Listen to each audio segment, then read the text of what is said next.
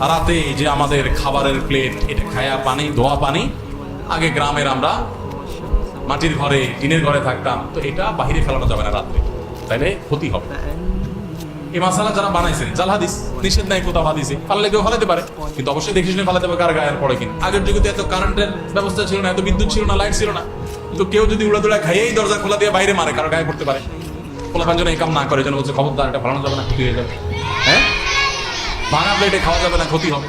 ভাঙা প্লেটের মাঝে মাঝে হয়তো ওইটা হয়তো কোনো প্লেটের দোকানদার হাদিস বানাইছে, যাতে করে কোনো কোনো প্লেট বিক্রি হয়।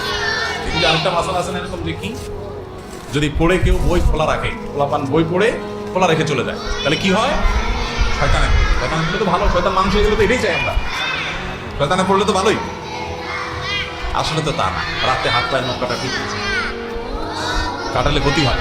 আসলে করোনা যদি কোথাও চলে কাটতে পারে, কিন্তু নিষেধ